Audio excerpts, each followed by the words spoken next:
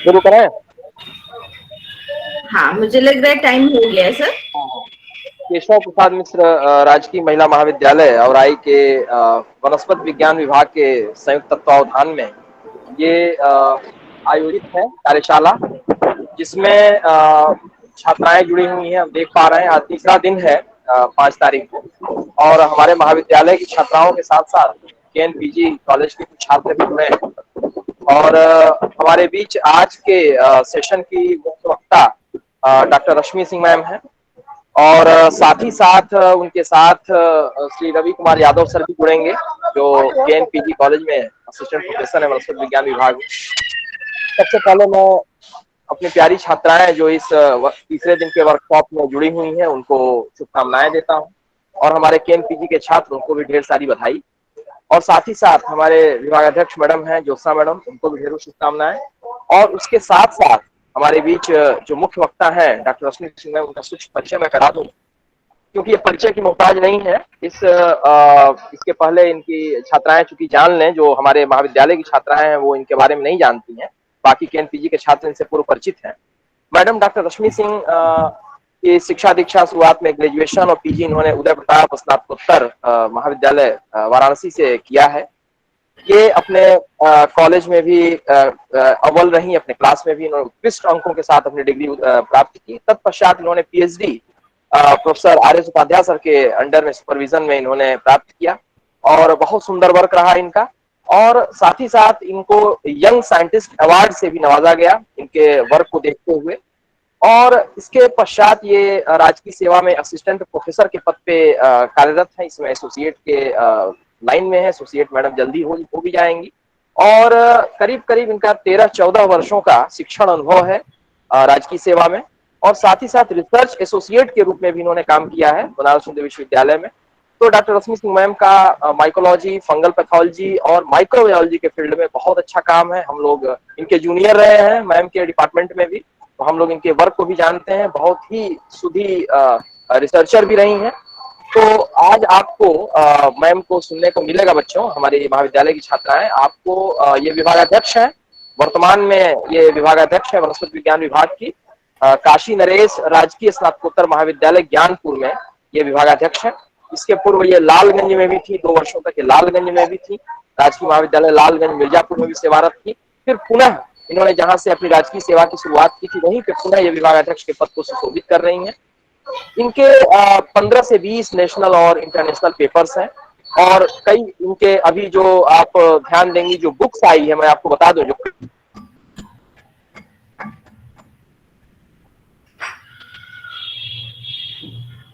Krishna publication की जो book आई है एनईपी वाले जो फर्स्ट सेमेस्टर की, उसमें भी ये को ऑथर है मैडम।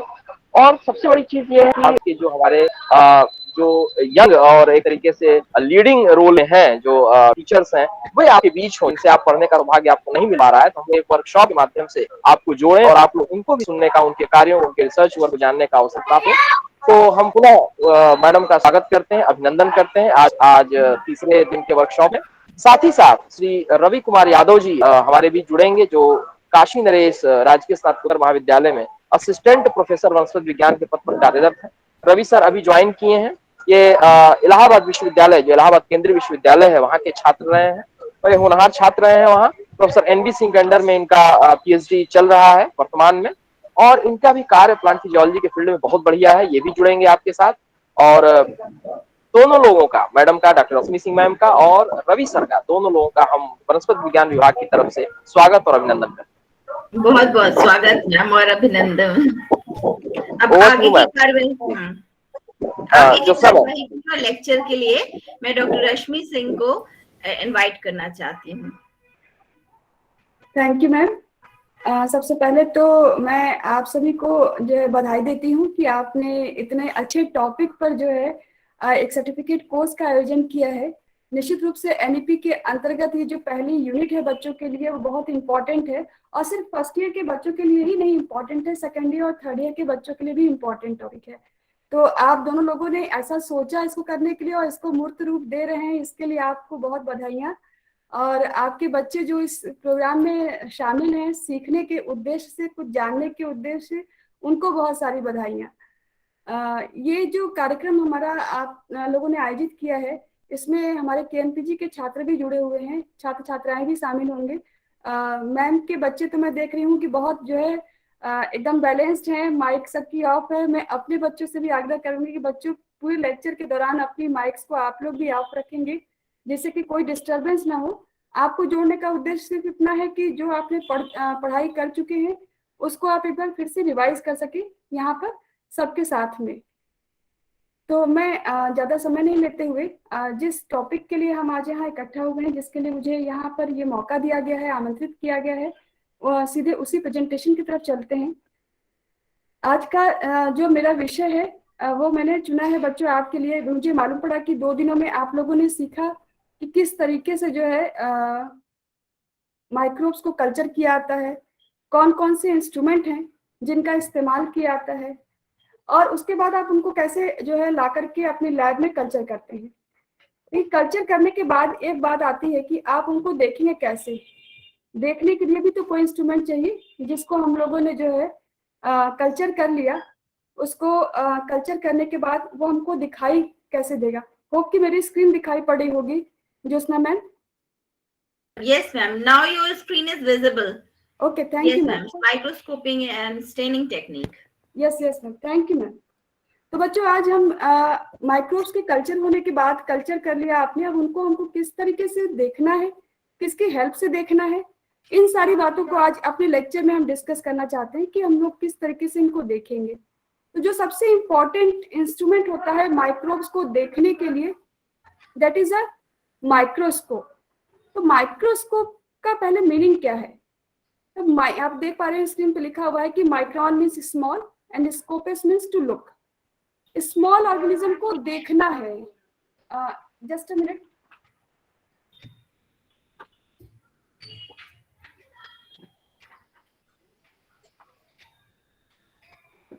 तो यहाँ पे ये माइक्रोस्कोप की बात कर रहे हैं हम लोग कि माइक्रोस्कोप एक ऐसा इंस्ट्रूमेंट है जिससे हम लोग ऐसे ऑब्जेक्ट्स को देखते हैं जिनको हम नेकेड आई की जगह नहीं देख पाते हैं, जो बहुत स्मॉल होते हैं। और एक टर्म जो मैंने स्टार्टिंग में अपनी टर्म यूज किया था कि माइक्रोस्कोपी के बारे में पढ़ना है। माइक्रोस्कोपी क्या चीज है? माइक्रोस्कोप तो इंस्ट्रूमेंट हो गया, and microscopy is the science which deal with the investigation of small object using such an instrument is called microscopy. इस तरह से हम लोग पढ़ते हैं, बॉटनी पढ़ने जा रहे हैं तो क्या डील करते हैं वहां पर हम लोग? प्लांट साइंस के बारे में डील करते हैं। जूलॉजी पढ़ रहे हैं तो एनिमल साइंस के बारे में डील करते हैं। वैसे माइक्रोस्कोपी पढ़ना मतलब कि हमको इन्वेस्टिगेट करना है स्मॉल ऑब्जेक्ट्स को बाय यूजिंग माइक्रोस्कोप। तो ये माइक्रोस्कोप जो हमको यूज करना है, इस माइक्रोस्कोप के कैसे डिजाइनिंग होती है, कितने तरह के माइक्रोस्कोपी होती है, उन सबके बारे में हम लोग 1 बाय 1 पढ़ेंगे जो आपके कोर्स में दिया गया है। लेकिन उनको जानने से पहले कुछ टर्म्स हैं जिनको जानना बहुत जरूरी है, क्योंकि जब बार बार हम आगे बढ़ेंगे तो ये टर्म्स हमारे साथ साथ चलेंगे। एक वर्ड है मैग्निफिकेशन। मैग्नीफाई करना, आपने देखा होगा ना कि हम लोग सिंपल कोई चीज ले आते हैं तो हैंड लेंस का इस्तेमाल करते हैं थोड़ा बड़ा करके देखने के लिए। वही चीज उसको मैग्नीफाई करना है, यानी डिग्री ऑफ इनलार्जमेंट, कितना बड़ा उसको हम लोग देख सकते हैं। यानी कि number of times the length increase कर ले, हम उसकी ब्रेड्थ कर ले, डायमीटर कर ले, कितने टाइम हम उसको मल्टीप्लाई कर सकते हैं, that is the magnification. Microscope में जब अभी हम माइक्रोस्कोप का स्ट्रक्चर देखेंगे तो वहां पर देखेंगे कि चीजें कुछ जो मैग्निफिकेशन पावर है वो डिपेंड करता है हमारे ऑप्टिकल ट्यूब की लेंथ पर, किसी ऑब्जेक्ट के फोकल लेंथ पर, और जो आई पीस है उसके मैग्नीफाइंग पावर पे। अभी इसका स्ट्रक्चर जब देखेंगे कहाँ पे आई पीस होती है और कहाँ पर ऑब्जेक्टिव लेंस लगती है। तो आई पीस में एक लेंस लगी होती है और ऑब्जेक्टिव में लेंस लगी होती है। यदि इन दोनों को मल्टीप्लाई कर दें तो जो आपके सामने जो आपको पिक्चर दिखाई पड़ती है, that is the total magnification. यानी मैग्निफिकेशन का मतलब किसी को जूम करके देखना, बड़ा करके देखना। यदि हम इसको एकदम बेसिक बात करें तो हमारी बात समझ में आती है कि इसको हमको जूम करके देखना है, और कितना जूम कर सकते हैं वो डिपेंड करता है हमारे जो आईपीस का मैग्निफिकेशन है और ऑब्जेक्टिव लेंस का मैग्निफिकेशन, इन दोनों के ऊपर टोटल मैग्निफिकेशन डिपेंड करता है। इसके बाद एक और टर्म आता है रिजोल्यूशन पावर। लोग बार बार बोलते हैं कि रिजोल्यूशन पावर जिसका जितना अच्छा होगा वो माइक्रोस्कोप उतना अच्छा होता है। रिजोल्यूशन से क्या मतलब है? रिजोल्यूशन का मतलब होता है कि जब दो ऑब्जेक्ट बिल्कुल पास पास रखे हों तो वो मिनिमम डिस्टेंस जिसपे कि वो आपको एकदम क्लियर कट दिखाई पड़े, आपको कोई हेजीनेस ना हो, उनका स्ट्रक्चर कैसा है वो एकदम क्लोजली दिखाई पड़े आपको। यानी कि ability to reveal closely adjacent structural details as separate and distinct, ये डिपेंड करता है। इस रिजोल्यूशन में जब हमको एक माइक्रोस्कोप है वो कैसे उनको दोनों को अलग कर सकता है, क्या उसका रिजोल्यूशन पावर होगा, ये जितना ज्यादा रिजोल्यूशन पावर होगा उतना अच्छा माइक्रोस्कोप। लेकिन इन सब के पीछे कुछ फैक्टर्स काम करते हैं उस माइक्रोस्कोप में। जैसे अगला टर्म देखिए लिखा हुआ है लिमिट ऑफ रिजोल्यूशन, या एलआर के नाम से हम उसको जानते हैं। लिमिट ऑफ रिजोल्यूशन का मतलब क्या होता है, लिखा है the minimum distance between two visible bodies at which they can be seen as separate and not in contact with each other. आपको दिखाऊं,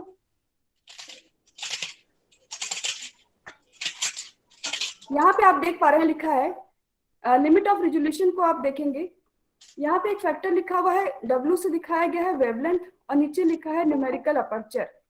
यहीं पे एक और टर्म आता है जिसको हम लोग नाम देते हैं रिफ्रैक्टिव इंडेक्स का। रिफ्रैक्टिव इंडेक्स क्या चीज होती है, रिजोल्यूशन की बात करें तो वहीं पर रिफ्रैक्टिव इंडेक्स की बात भी कर लेते हैं। रिफ्रैक्टिव इंडेक्स किसी भी चीज की ऑप्टिकल डेंसिटी होती है। जैसे हमको जब क्लास में सेक्शन काटना सिखाया जाता है तो हम जब सेक्शन काट लेते हैं तो उसको हम माइक्रोस्कोप में लगा करके देखते हैं, और आप देखते हैं कि वो जितना मोटा होता है उतना ज्यादा उससे लाइट कम पास होती है और वो मैटर हमको काला काला दिखाई पड़ता है। ऐसा क्यों होता है कि वो काला काला दिखाई पड़ता है ना, क्योंकि उसमें जो लाइट पास होने की जो उसकी डेंसिटी है वो डेंसिटी बहुत ज्यादा है, उसके थ्रू होकर के लाइट पास नहीं हो पा रही है, जिसकी वजह से हमें वो मैटर आपको ठीक से दिखाई नहीं पड़ रहा है। यदि उस मैटर का रिफ्रैक्टिव इंडेक्स बढ़ाना है हमको तो हम उसमें बताया जाता है कि हम उस पर एक ड्रॉप वाटर रख देते हैं। सिर्फ वाटर रखने का पर्पज ये नहीं है कि वो जो मैटर रखा है हमने मटेरियल रखा, मटेरियल सूख जाएगा इसलिए हमने उसमें पानी डाल दिया। उसका कारण ये भी है कि वो उस ऑप्टिकल डेंसिटी को बढ़ाता है जिससे होकर के लाइट ज्यादा से ज्यादा पास होती है और हमें वो चीज जो है देखने में आसानी होती है। तो यहाँ पर देखिए लिमिट ऑफ रिजोल्यूशन जो है वो एकदम प्रोपोर्शनल है वेवलेंथ के। यदि वेवलेंथ ज्यादा होगी तो रिजोल्यूशन की लिमिट भी ज्यादा होगी, मतलब उसका रिजोल्यूशन पावर कम होगा। इस बात को समझिएगा, लिमिट ऑफ रिजोल्यूशन लिखा हुआ है ना, वेवलेंथ ज्यादा है तो लिमिट भी ज्यादा होगी, इसका मतलब रिजोल्यूशन पावर कम होगा। वेवलेंथ कम होगी तो रिजोल्यूशन पावर ज्यादा होगा।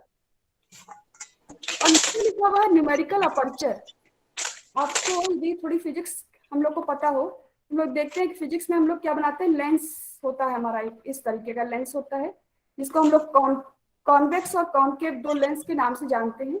सपोज कि हमने अपने माइक्रोस्कोप पे कहीं पर एक ऑब्जेक्ट रखा है जिसको हमें देखना है, जिसको देखने के लिए हमने नीचे लेंस लगी होती है, लेंस के थ्रू जो है लाइट आती है और वो लाइट जो होती है वो हमारे इस ऑब्जेक्ट पर कहीं पर आकर के जो है गिरती है, जिसके कारण से हमको वो चीज जो है दिखाई पड़ती है।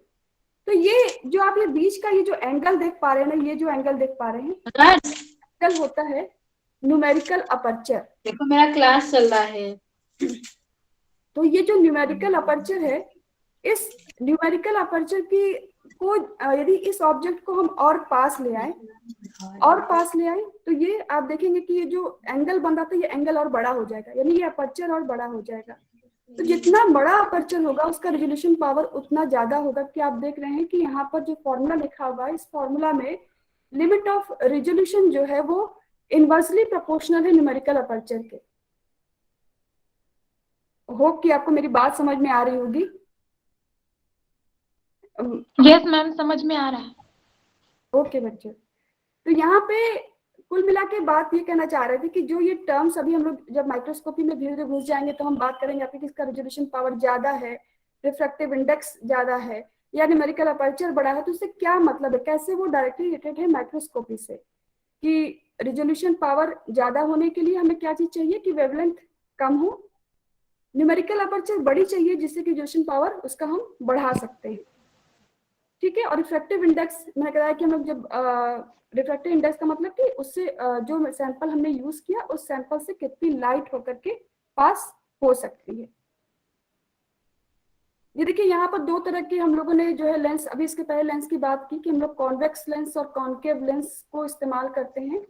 डिफरेंट शेप्स आपको दिखाई दे रहा है। लेंस जो अपर्चर था लेंस का, उसके बारे में आपको बताया कि जो एंगल बनता है उसी एंगल को हम कहते हैं। अभी आपको जब माइक्रोस्कोप दिखाऊंगी तो उसमें आप देख पाएंगे कि किस तरीके से माइक्रोस्कोप की सेटिंग की जाती है कि जब हम लोग लो पावर में होते हैं तो आप देख पाएंगे कि जो अपर्चर ऑफ लेंस है वो जो है छोटा होता जाता है, जिसकी वजह से आपको जो चीजें होती हैं उनका रेजोल्यूशन कम होता है, और आप जैसे ही उसको हाई पावर में ले आने की कोशिश करते हैं तो आपको और नजदीक आना पड़ता है, लेंस के पास आना पड़ता है, जिससे कि वो अपर्चर बड़ा होता है और पिक्चर और क्लियर आती है। माइक्रोस्कोप में नीचे की तरफ आपने दो लेंस लगे देखे होंगे, लेंस लगे होते हैं, कॉन्वेक्स लेंस होता है जो कि क्या करता है, लाइट को नीचे की तरफ आप देखते हैं कॉन्केव लेंस जो कि लाइट को कलेक्ट करता है, कलेक्ट करके उसको फिर फोकस करता है उसके अगले पार्ट पे। देखिए इसको यहाँ दिखाते हैं। एक माइक्रोस्कोप आपने जनरल माइक्रोस्कोप आप इस्तेमाल करते हैं। दो तरह के माइक्रोस्कोप हम लोग इस्तेमाल करते हैं अपने लैब में, एक होता है डिसेक्टिंग माइक्रोस्कोप और एक होता है कंपाउंड माइक्रोस्कोप। डिसेक्टिंग माइक्रोस्कोप का इस्तेमाल हम लोग करते हैं जब टैक्सोनॉमी के केस में जाते हैं। एक मिनट, इसको मैं ऑन कर दूं, ये चलती है। इस माइक्रोस्कोप को हम लोग टैक्सोनॉमी में जब हम लोग आप देखते हैं कि गाइनीशियम आपको देखना है, गाइनीशियम का सेक्शन काट के किस तरीके से जो है किस तरीके से अरेंजमेंट है, आप दिखाते हैं कि उसमें ओवरी में जो ओव्यूल्स है वो कैसे अरेंज है। तो हम लोग इस तरह के डिसेक्टिंग माइक्रोस्कोप जहाँ पे ऐसा यूज करते हैं जहाँ पे हमको कोई चीजें थोड़ी मैग्नीफाई करनी है, जिस तरीके से आप हैंड लेंस का इस्तेमाल करते हैं वैसे हम लोग इसको यहाँ पे इस्तेमाल करते हैं। तो यहाँ आप देख पा रहे हैं कि इसमें ऊपर देखिए एक लेंस लगी हुई है, नीचे ये जो लेंस लगी है इसका काम क्या है, ये जो है लाइट जो फोकस आएगी उस फोकस को, ये जो आप बीच में यहाँ वाला पोर्शन जो देख पा रहे हैं इस पोर्शन पे, इसको हम लोग कहते हैं स्टेज। स्टेज के ऊपर आप देख पा रहे हैं यहाँ पे लगा हुआ है क्लिप, स्टेज क्लिप कहते हैं इसको। इनको जो आप देख रहे हैं इसको फोल्डेड आर्म कहते हैं। आपको थोड़ा और दिखाती हूँ, ये जो पोर्शन आप देख रहे हैं इसको वर्टिकल लिम्ब। क्लिप के जरिए हम लोग स्लाइड को फिक्स करते हैं अपने स्टेज पर, और उसके बाद यहाँ पे एक एडजस्टमेंट स्क्रू होता है जिसके जरिए आप ये देख रहे हैं इसकी लेंथ को हम लोग ऊपर नीचे कर सकते हैं।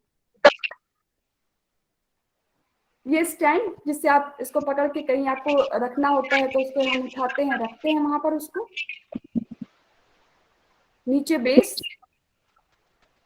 तो ये एक हमारा ऐसा माइक्रोस्कोप है जो कि इसको डिसेक्टिंग माइक्रोस्कोप, जहाँ किसी को आपने डिसेक्ट किया, जिस तरह से टैक्सोनॉमी में हम लोग करते हैं, करके उनका स्ट्रक्चर देखना है तो उसको हम लोग यहाँ पे रख करके इसके जरिए देखते हैं।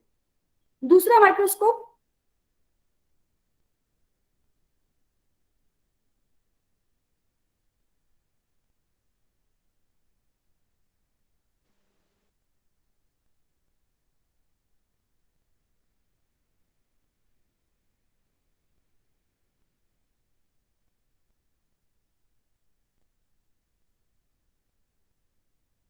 एक मिनट में,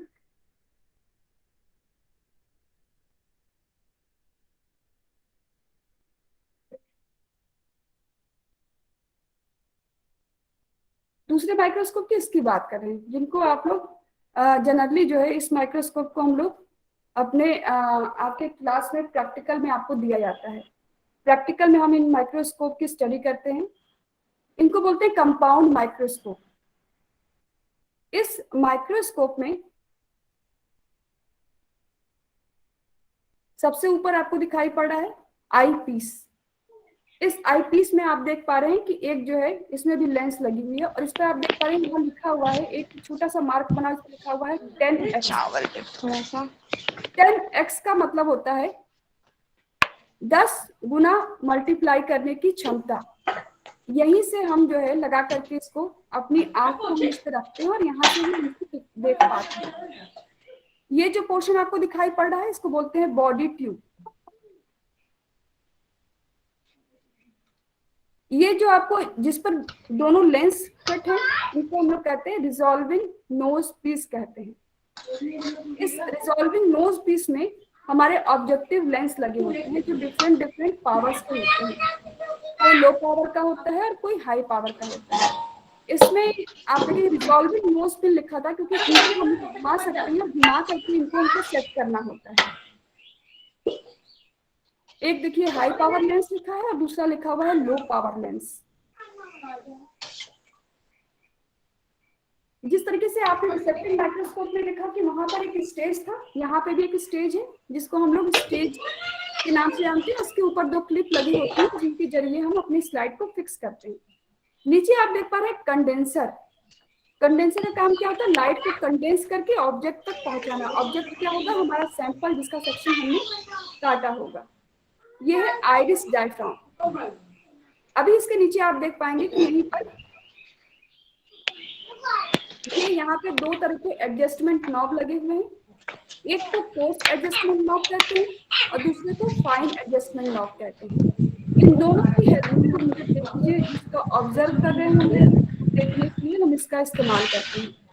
अभी हम लोग रिजोल्यूशन की बात कर रहे थे कि 2 क्लोजली ऑब्जेक्ट्स हैं, उनको सेपरेट देखना है। जब ऐसा करना होता है तो हम ये फाइन एडजस्टमेंट नॉब का जो है यूज करते हैं। और कोई चीज लेंस को उसके नीचे लाना है, ऊपर लाना है। मैम सबको म्यूट करवा दीजिए, आवाज क्लियर नहीं आ रही है।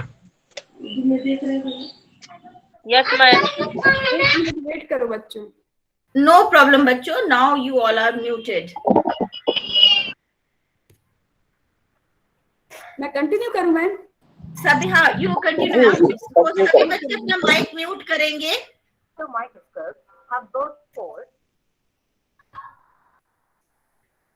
तो यहाँ पे हम लोग इन माइक्रोस्कोप में नीचे देख पा रहे थे, अभी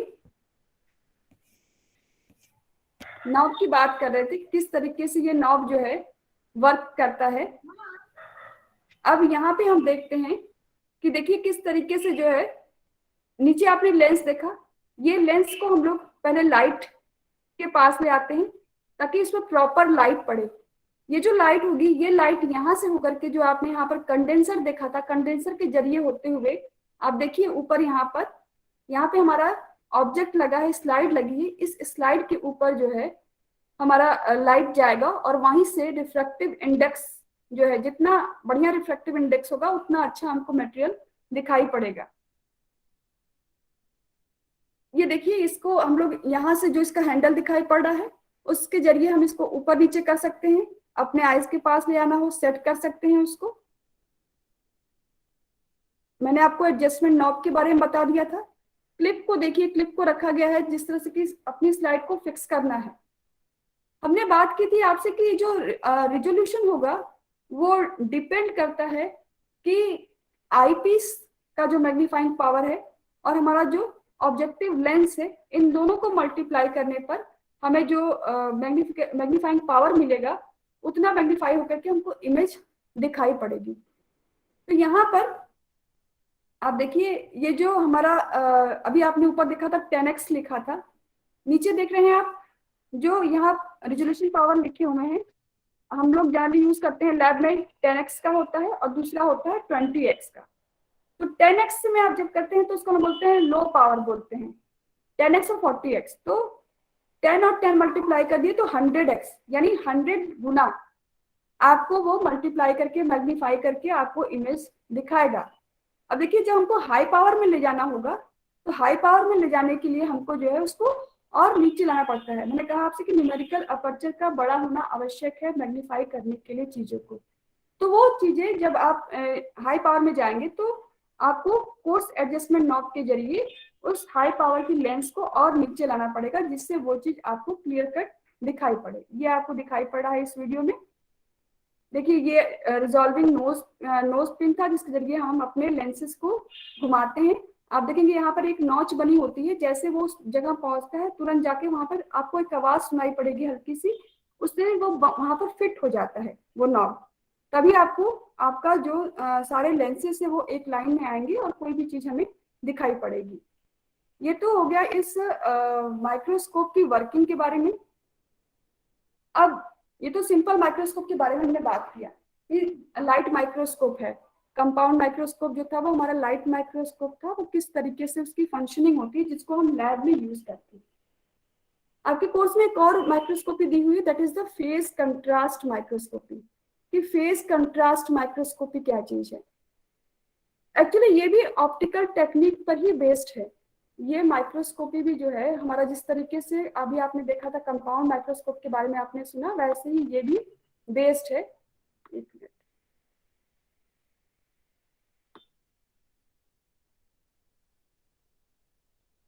इस माइक्रोस्कोपी में हम लोग जो है जैसे लिविंग सेल्स है, जनरली कल्चर करते हैं माइक्रो ऑर्गेनिजम्स के, थिन टिश्यू स्लाइसेस होते हैं, उनको देखना होता है हमको, तो हम जो है इस फेस कंट्रास्ट माइक्रोस्कोपी का यूज करते हैं। फेस कंट्रास्ट नाम समझ में आ रहा, कंट्रास्ट करना ना, कंट्रास्ट करना मतलब कुछ डार्क है लाइट, ऐसा करना, ऐसा करके देखना।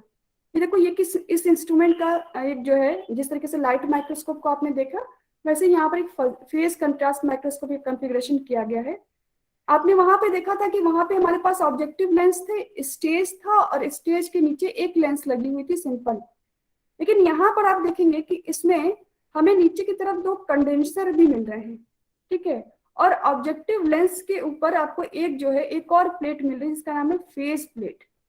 इसको डिजिटल कैमरा सिस्टम से कनेक्ट होता है और इमेज जाकर के जो है यहीं पर सीधे कैप्चर की जाती है।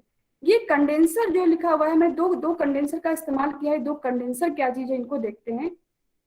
ये देखिए यहाँ पर इस चीज को ज्यादा अच्छे से समझाया गया है कि स्पेसिमेन जो स्टेज था इस पर स्पेसिमेन रखा है, हमने अपनी स्लाइड रखी है, उनके नीचे आप देखिए एक लगा हुआ है एनुलर रिंग, जो लाइट सोर्स आ रही थी।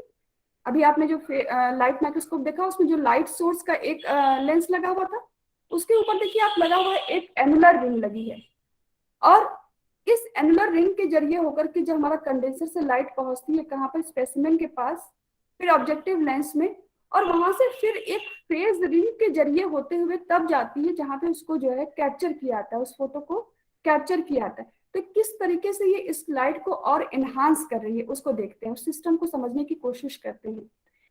यहाँ पे देखिए असल में ये पूरा जो फेज कंट्रास्ट माइक्रोस्कोपी है ये रिफ्रैक्टिव इंडेक्स पे बेस्ड है कि रिफ्रैक्टिव इंडेक्स कैसे जो है घटाना और बढ़ाना है। यहाँ पे देखिए दो तरह की लाइट वेव्स हम ले रहे हैं जिनका इंटरेक्शन हो रहा है, क्योंकि आप जानते हैं कि जब लाइट आती है वेवलेंथ, विजिबल लाइट की वेवलेंथ है, तो कई तरह की लाइट जो है उससे पास होती है।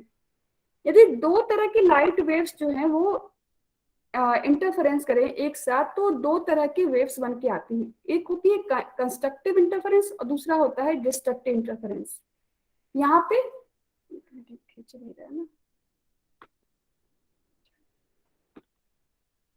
यहाँ पे देखिए लिखा है कि यदि लाइट एनुलर रिंग से कंडेंसर तक पहुंचती है एनुलर रिंग से होते हुए, ठीक है, और हमने स्टेज पर कोई भी स्पेसिमेन नहीं रखा है, तो हमारे पास जो है दो तरह की जो हमारे पास जो इमेज आएगी बन के, कोई इमेज नहीं होगी, क्योंकि वहां पे दो तरह के लाइट्स जो है, एक सराउंडिंग वेव है एक पार्टिकल वेव है, और वो दोनों इक्विवेलेंट है।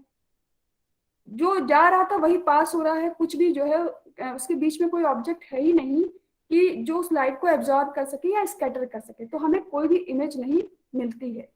लेकिन यदि उसके बीच में हम एक ऑब्जेक्ट रख देते हैं तो जो लाइट बीम होती है, जब उस ऑब्जेक्ट, आपको पता है जब लाइट किसी मीडियम से पास होती है तो कुछ लाइट एब्जॉर्ब होती है, कुछ स्कैटर्ड होती है।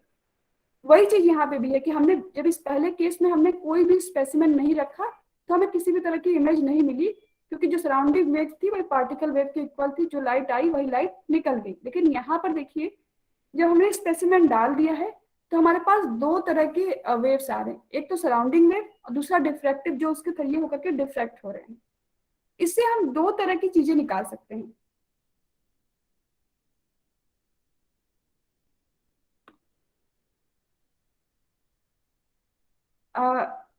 मैम स्लाइड आ रही है ना स्क्रीन पर? यस मैम विजिबल है। Okay thank you ma'am. तो बच्चों ये देखिए इस तरीके से जो ये पूरा सेटअप था वो इस तरीके का था कि लाइट सोर्स जो थी वो एनुलर रिंग में आई, एनुलर रिंग से कंडेंसर में, ये एनुलर रिंग हमारे पास जो हम लाइट माइक्रोस्कोप देख रहे थे वहां पर नहीं थी, कंडेंसर से होते हुए स्पेसिमेन प्लेट तक आती है। यहाँ से जो स्पेसिमेन है कितना थिन सेक्शन कटा हुआ है उस पर डिपेंड करेगा, कितनी लाइट एब्जॉर्ब करता है, कितनी लाइट को वो इमिट करता है। फिर वो लाइट जो जितनी भी लाइट एब्जॉर्ब करेगा, इमिट करेगा, that comes to the objective lens.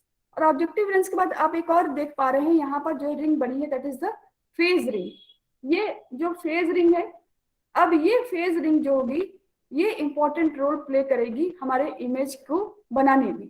देखिए ये पूरा जो है इस तरीके से बना हुआ है डायग्राम कि किस तरीके से फेस प्लेट कहाँ पर है, स्पेसिमेन कहाँ पे है, लाइट कैसे आ रही है। देखिए सराउंडिंग लाइट है ना, फिर इमेज को फॉर्मेशन हो रहा है। हाँ, एक यहाँ छूट गई थी ये चीज कि जो बात कर रहे थे आपसे कि यहाँ पर जब वो लाइट एब्जॉर्ब करता है तो हमें किस तरीके की इमेज देखने को मिलेगी, क्योंकि जो इलिमेटिंग लाइट आ रही थी उस स्पेसिमेन ने स्कैटर किया, कुछ अनअफेक्टेड रह गई। तो यहाँ पे इस फेज कंट्रास्ट में हमको दो तरह की चीजें मिलेंगी, एक तो होता है नेगेटिव फेज कंट्रास्ट और दूसरा होता है positive phase contrast. Negative phase contrast में क्या होगा, ये एक डिस्ट्रक्टिव इंटरफेरेंस है। स्टार्टिंग में आपसे कहा कि दो तरह के इंटरफेरेंस होते हैं, डिस्ट्रक्टिव और कंस्ट्रक्टिव। ये डिस्ट्रक्टिव है, जहां पे सैंपल का जो इनर रीजन होगा वो ब्राइट होगा और आउटर रीजन जो होगा वो डार्कर होगा।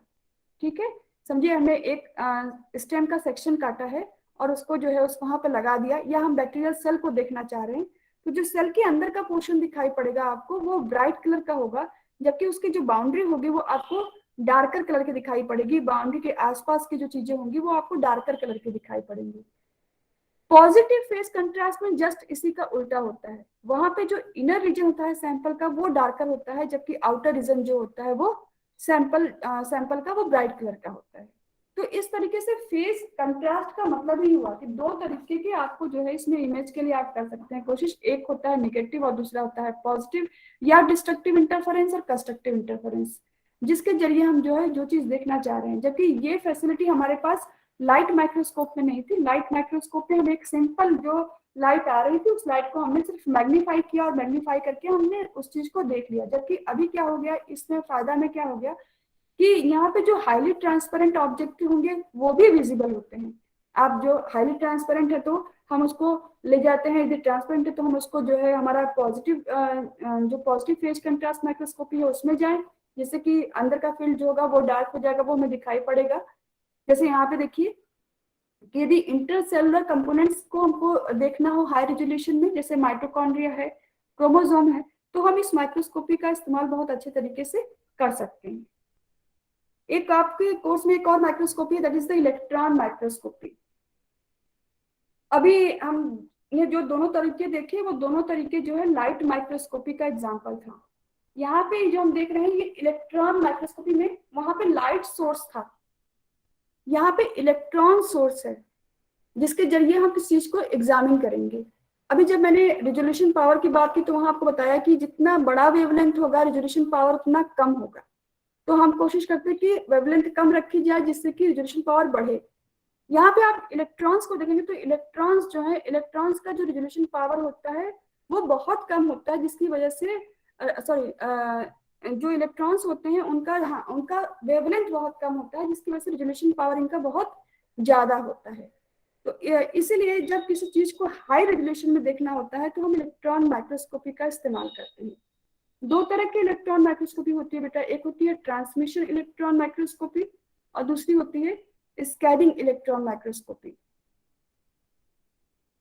ट्रांसमिशन इलेक्ट्रॉन माइक्रोस्कोपी अलाउ करता है किसी स्ट्रक्चर का, किसी ऑब्जेक्ट को देखना है तो उसके इनर स्ट्रक्चर को हम देखना चाहते हैं तो हम जाते हैं ट्रांसमिशन इलेक्ट्रॉन माइक्रोस्कोपी में, जिसको हम लोग शॉर्ट में टेम के नाम से भी जानते हैं।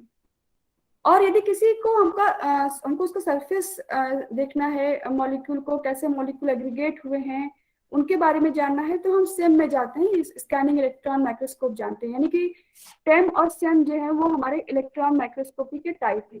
यहाँ पे मैं एक आपके लिए लेके चल रही हूँ ट्रांसमिशन इलेक्ट्रॉन माइक्रोस्कोपी को समझाना चाहती हूँ आपको थोड़ा कि ये क्या चीज है। तो ट्रांसमिशन इलेक्ट्रॉन माइक्रोस्कोप जो होते हैं ये यूज करते हैं इलेक्ट्रॉन्स की बीम को, इस चीज को विजुलाइज करना है, देखना है, जिस स्पेसिमेन को हाईली मैग्नीफाई करना है तो हम लोग इस्तेमाल करते हैं इसको इलेक्ट्रॉन बीम्स को, और ये मैग्नीफाई कर सकता है किसी ऑब्जेक्ट को 2 मिलियन टाइम्स, जबकि वहां पे ऐसा नहीं हो पा रहा था जब हम लोग लाइट माइक्रोस्कोप को इस्तेमाल कर रहे थे तो। लेकिन यहाँ पे 2 मिलियन टाइम्स जो है हम उस ऑब्जेक्ट को मैग्नीफाई करके देख सकते हैं। इसके ये जो लिखा हुआ मैटर है इसको मैं आपको दिखाना चाहती हूँ इस तरीके से। यहाँ देखिएगा इस डायग्राम में, यहाँ पे देखिए ये एक जो है हमारा इलेक्ट्रॉन माइक्रोस्कोप जिसके जरिए हम लोग टेम करते हैं उसका एक डायग्राम बना हुआ है, रिप्रेजेंटेशन किया गया है। ये एक्चुअली में एक मेटल जो है हमारा बॉक्स होता है, उसके अंदर में ये पूरा स्ट्रक्चर फिटेड होता है यहाँ पे एक टंगस्टन का जो है फिलामेंट होता है जिसको कहते हैं इलेक्ट्रॉन गन। अभी आपने पढ़ा कि इलेक्ट्रॉन गन के जरिए हम इलेक्ट्रॉन्स को जो है अंदर ले आते हैं, क्योंकि उसकी वेवलेंथ शॉर्टर होती है तो रिजोल्यूशन अच्छा मिलेगा हमको। वो कैसे करेंगे, उसके लिए यहाँ पे एक टंगस्टन का फिलामेंट लगा होता है जिसके जरिए इलेक्ट्रॉन्स जो है, जब हम वोल्टेज प्रोवाइड करते हैं उसको, तो इलेक्ट्रॉन्स जो होते हैं यहाँ से बाहर निकलते हैं। इन इलेक्ट्रॉन्स को हम लोग देख रहे हैं, यहाँ पे 2 कंडेंसर लगे हुए हैं, फर्स्ट कंडेंसर, सेकेंड कंडेंसर, और इनके बीच में यहाँ पे जो कंडेंसर अपर्चर लिखा है, यहाँ पर मैग्नेटिक कॉइल होती है। तो ये जो इलेक्ट्रॉन यहाँ से रिलीज हुए, इन इलेक्ट्रॉन्स को कंडेंस करते हुए हमारा फोकस ये है कि हम उसको अपने स्पेसिमेन, जो हमारा स्पेसिमेन होल्डर लिखा है ना, specimen holder and air lock, कि ये पूरे काम को वैक्यूम क्रिएट करके ही करना होता है। तो ये देखिए यहाँ पे जो स्पेसिमेन होल्डर पोर्शन लिखा हुआ है, इस पोर्शन से होते हुए, यहाँ से इन दोनों कंडेंसर से होते हुए ये हमारा इलेक्ट्रॉन फोकस होता है इस ऑब्जेक्टिव लेंस पे, और उसके बाद आपको जो इमेज मिलती है वो इमेज जो होती है वो इलेक्ट्रॉन माइक्रोस्कोपी की इमेज होती है, जो कि हाईली मैग्नीफाइड होती है। ये तो इतने तो मैंने कोशिश की है आपको बताने की कि कितने तरह के माइक्रोस्कोपी जो आपके कोर्स में दिए हुए हैं उनको आप कैसे जो है डील करेंगे, कैसे उनको देख पाएंगे। अपने क्लास में हम लोग जो है माइक्रोस्कोप का, जो कि लाइट माइक्रोस्कोप का इस्तेमाल करते हैं, तो हम लोग कंपाउंड माइक्रोस्कोप, तो हम लोग जो है हम बात आगे करते हैं स्टेनिंग टेक्निक की, कि किस तरीके से हम लाइट माइक्रोस्कोप पे भी जा रहे हैं। तो हमारे पास जो सैंपल हमें मिलता है जिसको हम सेक्शन काटते हैं, उन सेक्शन को हम एज सच यदि माइक्रोस्कोप में रख देंगे, तो मैंने कहा कि सेक्शन 3 होता है, लाइट से होके जाती है, तो आपको जब वो ट्रांसपेरेंट होगी तो कोई भी चीज आपको दिखाई नहीं पड़ेगी। इसीलिए हम लोग यहाँ पे स्टेनिंग टेक्निक का यूज करते हैं, जिससे कि हम कंट्रास्ट को बढ़ा सके और जो चीज हम देखना चाह रहे हैं वो बहुत क्लियर कट तरीके से देख सके। क्योंकि हम बॉटनी के स्टूडेंट हैं तो हम जनरली मैंने उन्हीं स्टेन्स को लिया है जिन स्टेन्स का इस्तेमाल हम लोग अपनी लैब में करते हैं। जैसे एक हमारे पास में देखिए लिखा है कि सैफ्रेनिन, जो कि रेड कलर का स्टेन होता है। आप स्टेन करने के बाद इस तरीके का हमारा कुछ स्ट्रक्चर दिखाई पड़ता है। दूसरा है फास्ट ग्रीन, जो कि इस तरीके से आप स्टेन करें तो आपको ये ग्रीन कलर आता है। और तीसरा लिया हुआ है मैंने कॉटन ब्लू। इनका इस्तेमाल हम लोग सबसे ज्यादा करते हैं अपनी लैब में, इन तीनों का, क्योंकि हमें पढ़ना होता है एल्गी। आप यदि फर्स्ट ईयर के बच्चे हैं तो एल्गी पढ़ेंगे, फंजाई पढ़ेंगे। हमारे जो सेकंड या थर्ड ईयर बच्चे होंगे वो टैक्सोनॉमिक स्टडी करेंगे, सेक्शन काटना होता है। तो हम इन 3 स्टेन्स का जनरली जो है इस्तेमाल करते हैं। अब कुछ टेक्निक्स के बारे में देखें हम लोग यहाँ पर, कि स्टेनिंग टेक्निक 2 तरह की होती है। एक तो सिंपल स्टेनिंग है, दूसरा डिफरेंशियल स्टेनिंग है। सिंपल स्टेनिंग में हम सिर्फ एक ही स्टेन का इस्तेमाल करते हैं। जैसे हमारी एल्गर सेल होती है, जहाँ पर कि किसी भी तरह का सेल डिवीजन नहीं होता, सेल के बीच में सारी सेल पेनकाइमेटिस होती हैं, वहाँ पर सेल का जाइलम, फ्लोएम या आपका मेरिस्टेमेटिक सेल, इस तरह की सेल का डिवीजन वहाँ पे नहीं होता है। तो वहाँ पे विजुअलाइज करने के लिए उन सेल्स को हम सिर्फ एक सिंगल स्टेन सैफ्रेनिन का इस्तेमाल करते हैं। लेकिन कुछ ऐसी चीजें होती हैं जहाँ पे हमको डिफरेंस करना होता है। जैसे एंजियोस पर जब आप सेक्शन काटते हैं तो आपको जाइलम को डिफरेंशिएट करना है, फ्लोएम को डिफरेंशिएट करना कैसा दिखाई पड़ा है। सिर्फ एक स्टेन का इस्तेमाल करेंगे तो वो चीजें अलग अलग होकर के हमको नहीं दिखाई पड़ेंगी। तो जब हम एक से ज्यादा स्टेन का इस्तेमाल करते हैं किसी चीज को स्टेन करने के लिए, तो हम लोग उसको बोलते हैं डिफरेंशियल स्टेनिंग, क्योंकि हम उसमें डिफरेंस करने जा रहे हैं, इसलिए हम लोग उसको कहते हैं डिफरेंशियल। अब इस डिफरेंशियल स्टेनिंग का इस्तेमाल 2 तरीके से हो सकता है। एक तो है कि किसी चीज को आइडेंटिफाई करना हो, जैसे ग्राम स्टेनिंग करते हैं, और दूसरा है कि विजुअलाइजेशन करता हूँ स्ट्रक्चर का, जैसे कि स्पोर का स्ट्रक्चर है, कैप्सूल है, या फिर मैं कहती हूँ कि स्टेम या रूट का भी स्ट्रक्चर है, जिनमें हम डिफरेंस करना चाहते हैं कि कौन सी सेल जो है हमारी मेरिस्टेमेटिक सेल से, कौन सी सेल पेनकाइमेटस सेल। तो वहां पे भी हम इस तरह से 2 स्टेन का इस्तेमाल करते हैं। यहाँ देखिए मैं लिखा हुआ direct stain, indirect stain, differential और सेलेक्टिव स्टेन करने के लिए ना। डायरेक्ट स्टेन जहाँ पे एग्जांपल दिया है मिथाइलिन ब्लू का, सैफ्रेनिन का। सिंपल सैंपल लेते हैं हम, उस सैंपल के ऊपर हम जो है अपना स्टेन डालते हैं 1 ड्रॉप, उनकी वॉशिंग करते हैं अच्छे से, फिर उनको जो है जो पर्टिकुलर हमें केमिकल दिए आते हैं उनके अंदर उनको प्रिजर्व किया आता है, और प्रिजर्व करके उनको हम माइक्रोस्कोप में या 1 ड्रॉप वाटर डाल के ही हम उनको माइक्रोस्कोप में लगा के देखते हैं। इनडायरेक्ट स्टेन में हमको जो बैकग्राउंड है उस बैकग्राउंड को स्टेन करना है। उसके लिए देखिए यहाँ पे पिक्रिक एसिड है, इंडिया इंक है, कार्बोफ्यूस्टिन है, इनका इस्तेमाल किया जाता है इन स्टेन्स का। डिफरेंशियल स्टेन, जैसे सेल वॉल की बात कर रहे थे ना कि ग्राम पॉजिटिव और ग्राम नेगेटिव बैक्टीरिया यदि डिफरेंशिएट करना होता है हमको, तो हम ग्राम स्टेनिंग का इस्तेमाल करते हैं। अब आप ग्राम स्टेनिंग में आपने पढ़ा होगा कि डिफरेंट डिफरेंट स्टेप्स होते हैं, जहाँ पे हम पहले जो है ग्राम स्टेन का इस्तेमाल करते हैं, उसके बाद फिर देखते हैं आप उसको डिकलराइज करते हैं हम लोग अल्कोहल के हेल्प से, और बाद में फिर सैफरन का इस्तेमाल करते हैं हम लोग। तो यहाँ पे हम लोगों ने क्या किया, उसको हमको चूंकि अलग करना था, उसको बैक्टीरिया पहचानी थी कि यदि ग्राम पॉजिटिव बैक्टीरिया होगा तो वो ब्लू कलर लिया होगा। यदि ग्राम पॉजिटिव बैक्टीरिया है उसके अंदर में जो है पेप्टाइडोग्लाइकॉन ज्यादा है, उसके अंदर में टिकोइक एसिड ज्यादा है, तो वो स्टेन को अपने अंदर रखेगा, अल्कोहल डालने के बाद भी उस स्टेन को बाहर नहीं निकलने देगा। तो जब हम डीकलराइजिंग एजेंट इस्तेमाल करते हैं उसके बावजूद भी वो कलर बाहर नहीं निकलता है और हम माइक्रोस्कोप में लगाते हैं तो हमें वो ब्लू कलर दिखाई पड़ता है। लेकिन यदि वो ग्राम नेगेटिव बैक्टीरिया हुआ तो जहां पर की पेप्टाइडोग्लाइकॉन की लेयर कम होती है, लिपिड बाइलेयर ज्यादा होती है और टिकोइक एसिड भी नहीं होता, क्रॉस लिंकिंग नहीं होती, तो स्टेन्स जो होती है वो सारे के सारे स्टेन्स बाहर निकल आते हैं। तो यदि आप डीकलराइज करने के बाद इसको माइक्रोस्कोप में लगाएंगे देखने के लिए तो कुछ भी वहां पर दिखाई नहीं पड़ता है। तो उस चीज को फिर से देखना कि हमको आइडेंटिफाई करना है कि हमें जो दिया गया उसमें ग्राम पॉजिटिव या ग्राम नेगेटिव बैक्टीरिया है, हम क्या करते हैं उसके अंदर में फिर से सैफेनिन का इस्तेमाल करते हैं। सैफेनिन से फिर हम उसको स्टेन करते हैं और तब देखते हैं यदि वो पिंक कलर का दिखाई पड़ता है तो हम कहते हैं कि इसके अंदर में ग्राम नेगेटिव बैक्टीरिया प्रेजेंट है। तो याद देख रहे हैं कि हमने डिफरेंस करने के लिए इसका इस्तेमाल किया है, इसलिए इसको हम डिफरेंशियल स्टेनिंग कहते हैं। सेलेक्टिव स्टेन, जहाँ पे पर्टिकुलर स्पेसिमेन का कोई पर्टिकुलर पार्ट हमको जानना है तो वहां पे हम सेलेक्टिव स्टेन का इस्तेमाल करते हैं। जैसे मेलाचाइट ग्रीन है, कॉन्गो रेड है और क्रिस्टल वायलेट है। क्रिस्टल वायलेट का इस्तेमाल हम ग्राम स्टेनिंग में भी करते हैं, वहां भी सिलेक्शन करना होता है हमको कि ये बैक्टीरिया ग्राम पॉजिटिव है ग्राम निगेटिव है, तो वहां पे भी हम इस स्टेन का इस्तेमाल करते हैं। ये देखिए मैंने एग्जांपल लिया हुआ है, डबल स्टेनिंग का सेक्शन कटा हुआ है, आप देख पा रहे हैं किस तरीके से कितना ब्यूटीफुली यहाँ पर सफेरिन और फास्ट ग्रीन का इस्तेमाल किया गया है। और सफेरिन और फास्ट ग्रीन को इस्तेमाल करते हुए यहाँ पर आप देख पा रहे हैं कि जो दोनों तरह की सेल्स हैं उन सेल्स को अलग किया गया है। जाइलम को आप देखिए, जो इतनी भी आपकी हार्ड सेल है वो सेल जो है आपको अलग कलर में दिखाई पड़ रही है, जो सेल सॉफ्ट है वो आपको दूसरे कलर में दिखाई पड़ रही है। तो डबल स्टेनिंग, दो स्टेन का इस्तेमाल किया, या डिफरेंशियल स्टेनिंग कहते हैं कि जहाँ पे हमने दोनों तरह के पेनकाइमेटस और मेस्टमेटिक सेल्स को अलग करने के लिए हमने जो है इस स्टेनिंग का इस्तेमाल किया। तो डिफरेंशियल स्टेनिंग भी कहते हैं और डबल स्टेनिंग भी इसको कहते हैं। मेरी तरफ से बच्चों आपके लिए इतना ही, थैंक यू। अब यदि आपके कोई क्वेश्चंस हो तो आप मुझसे पूछ सकते हैं।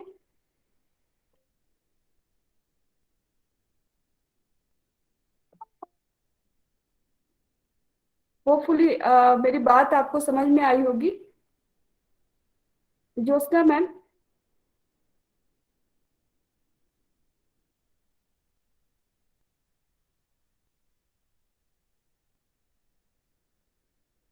अनुज सर, अच्छा आवाज बंद रखा है ना ज्योत्सना मैम ने, 1 मिनट सर।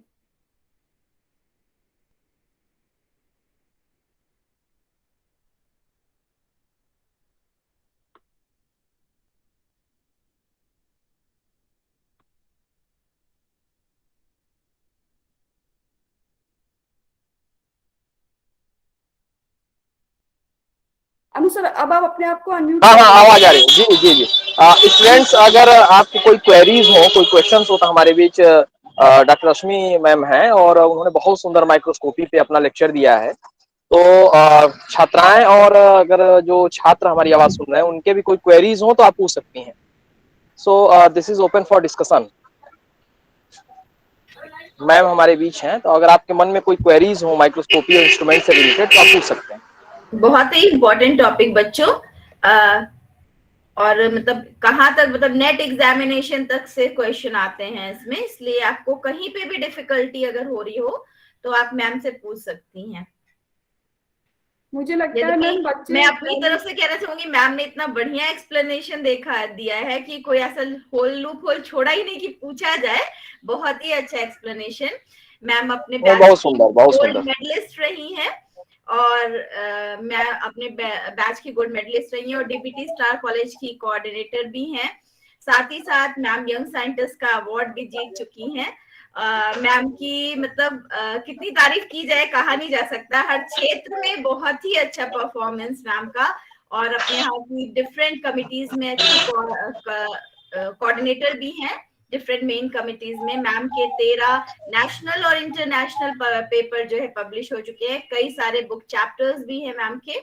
और मैम जो है विज्ञान जो प्रदर्शनी होती है या उस मॉडल की उस कमेटी में भी सदस्य हैं भदोही जिले की। तो चारों तरफ से बच्चों का ये बहुत ही मोटिवेट करती है बच्चों को डिफरेंट कार्यक्रमों के द्वारा। और आज यहाँ मैम अपने इतने सुंदर लेक्चर के साथ उपस्थित हुई जिससे छात्राओं को इतना लाभ हुआ। इसके लिए मैं doctor Rashmi Singh, assistant professor Gyanpur PG college को बहुत बहुत धन्यवाद अपने सहयोगी अनुज कुमार सिंह की तरफ से, अपनी तरफ से, और अपने महाविद्यालय परिवार और मेरे इस कार्यक्रम के अध्यक्ष डॉक्टर ब्रिज किशोर त्रिपाठी, प्रिंसिपल केशव प्रसाद मिश्र राजकीय महिला महाविद्यालय की ओर से आपको बहुत बहुत धन्यवाद देना चाहती हूँ कि आपने इतने कम समय में इस लेक्चर के लिए स्वीकृति दी। और हम लोग बहुत ही प्रसन्न हैं कि आप हमसे जुड़ी आकर के। धन्यवाद मैम, बहुत बहुत धन्यवाद ma'am. Thank you ma'am. Sir भी हैं क्या? रवि सर भी हैं क्या? हाँ सर, रवि सर जुड़े हैं, उनको मैं होस्ट कर दूं तब वो बोल पाएंगे। हाँ, उनको बुला।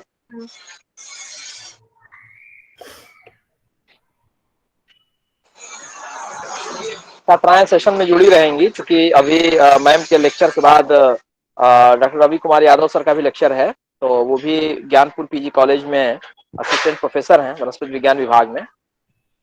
तो इलेक्ट्रॉन माइक्रोस्कोपी के ऊपर उनका लेक्चर है बच्चों, जरूर आप लोग सुनिए, आप लोगों के लिए बहुत यूजफुल है। सिलेबस आपके सिलेबस के अकॉर्डिंग ही है, इसलिए आपके लिए बढ़िया है, बहुत ही यूजफुल है।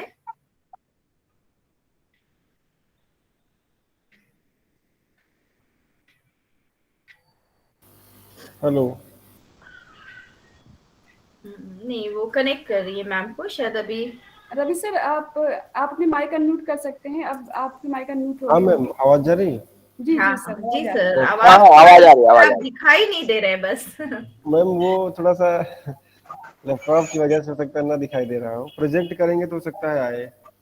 ठीक है, कंटिन्यू करें sir, continue. Sir introduction Ravi sir का एक बार।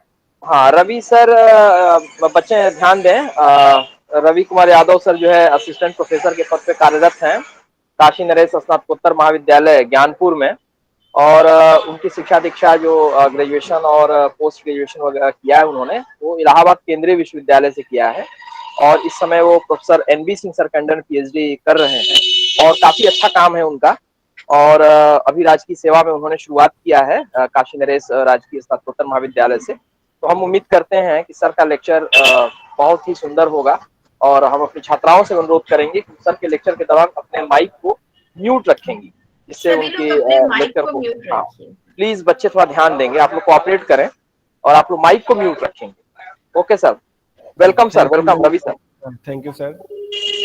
सर हम थोड़ा प्रेजेंट करना चाहते हैं, अगर वो प्रेजेंटेशन जाएगा सर आप थोड़ा बता दीजिएगा उस साइड से। हाँ जोशना मैडम थोड़ा देखिए। Now you can share your screen sir. जी मैम, जी ओके।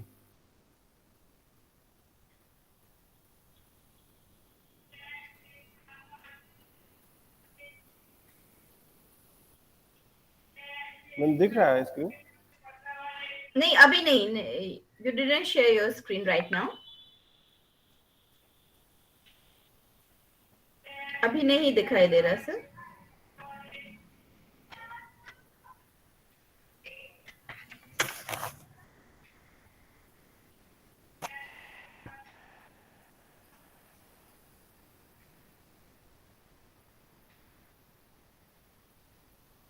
दिखाई दे रहा है मैम? नहीं अभी नहीं सर। अलाउ तो है ना, मतलब ये? हाँ वही मैं चेक कर रही थी, एक्चुअल में वही मैं चेक कर रही थी कि यू आर अलाउड और नॉट।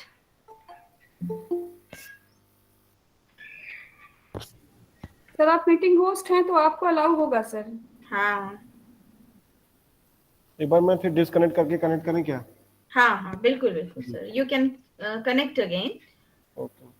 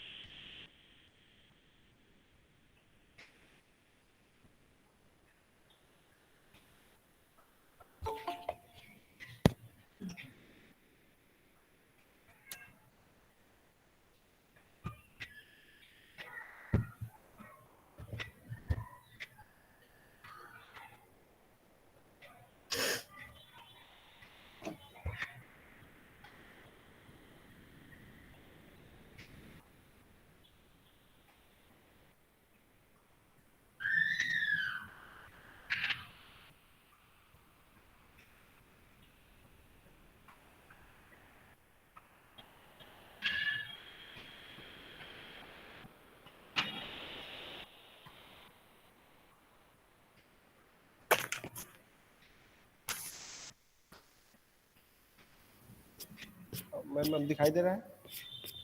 रवि सर, आपकी स्लाइड नहीं प्रेजेंट हो रही है, आपकी स्लाइड मैं प्रेजेंट कर देती हूँ, आप जो है उसको बोल आपको हमने दीजिए। फॉरवर्ड भी कर दिया अभी जस्ट। हाँ, मैं प्रेजेंट कर देती हूँ सर, आप जो है उसको बोल दीजिए ना। जी मैम। हाँ मैम, थोड़ा टेक्निकल हमें लगता है तो है दिक्कत।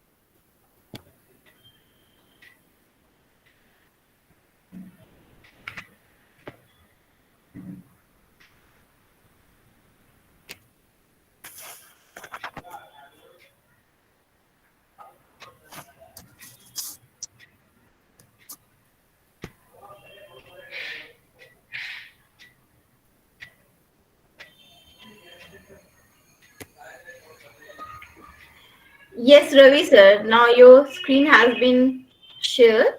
You can also check. Yes ma'am, दिखाई दे रहा है। Yes. अभी बच्चों को दिखाई दे रहा है ना? हाँ बच्चों students reply.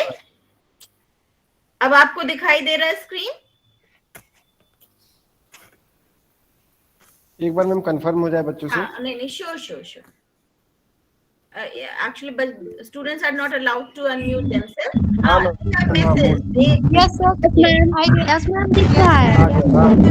Yes ma'am. Yes ma'am दिख रहा है। ठीक है, thank you Now all of you. Yes ma'am, दिख रहा है। ठीक है, अब आप लोग कर लीजिए, अपना म्यूट कर लीजिए माइक सब लोग। ठीक है मैम, हम शुरू करते हैं ना? हाँ श्योर। तो बच्चों, आज का जो हमारा जो मेन मोटो है इस लेक्चर का, उसका जो टॉपिक है जो बहुत बड़े लेवल पे कवर किया जा रहा है, 7 दिनों का कोर्स है ये। इसका जो टाइटल है culture technique of micro organism, तो जिसमें हमको जो टॉपिक मिला है स्पेक्ट्रोफोटोमेट्री एंड कलरीमेट्री। आपको ध्यान रखना है कि जो कलरीमेट्री है ये आपके सिलेबस में है, कैलोरीमेट्री नहीं है। तो एग्जाम के टाइम भी आप ध्यान रखेंगे, कंफ्यूजन में आप हीट वाला मत लिख दीजिएगा, आपको कलर वाला, इसलिए हमने इसको कलरफुल दिखाया है पहले ही स्लाइड में। नेक्स्ट। मीटिंग चल रही हो तुम दिखाई दोगे बाबू। तो जैसा कि पहला ही टॉपिक है कलरीमेट्री, इसमें आप देखे होंगे कि ये कई तरह के कलर दिख रहे हैं ना। मेट्री मीन्स क्या होता है? मेजरमेंट। हम इसमें क्या करते हैं? Colour measurement. अगर मान लीजिए कोई सॉल्यूशन है, कोई जल है, अगर उसमें मान लीजिए हम कोई चीज घोलते हैं तो उसमें जो कलर आता है उसको हम मेजर कर सकते हैं with the help of colorimetry, calorimetry. तो जैसा कि नीचे लिखा है, फोटोमेट्री या कलरीमेट्री एक ही चीज है। अगर आपने कहीं से सवाल पूछा जाए फोटोमेट्री और कलरीमेट्री और बोथ आर सेम, तो आपको कहना है हाँ सेम है। इसमें जो लिखा है कि measure the intensity of light and characterize its change by an object और substance.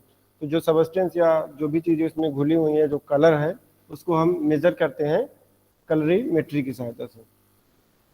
Expressed as percent transmittance और एब्जॉर्बेंस। तो अगर आपके पास कोई सॉल्यूशन है, अगर उसमें आप एक लाइट पास करेंगे तो क्या होगा? कुछ लाइट तो पास हो जाएगी, कुछ लाइट एब्जॉर्ब हो जाएगी और कुछ लाइट रिफ्लेक्ट होगी, लेकिन रिफ्लेक्ट जो होगी वो बहुत ही कम मात्रा में होगी। मैम नेक्स्ट करिए। तो इसके पहले आप माइक्रोस्कोपी पढ़ ही रहे थे, आपको कलर और फोटो बताने की जरूरत नहीं है। तो कलर तो आप जानते हैं, अगर मान लीजिए किसी ऑब्जेक्ट पर अगर लाइट गिरती है, क्या होता है? जिस कलर का होगा उस कलर को रिफ्लेक्ट कर देगा, लेकिन और कलर को एब्जॉर्ब कर लेगा। जैसे आप दिख रहा है कि लाइट है, इसको हम एक प्रिज्म से गुजार रहे हैं, तो देखिए उसमें 7 तरह के कलर दिखते हैं। तो interaction of light and light और मैटर के बीच इंटरेक्शन होगा, उसको हम देखेंगे विद द हेल्प ऑफ कलरीमेट्री।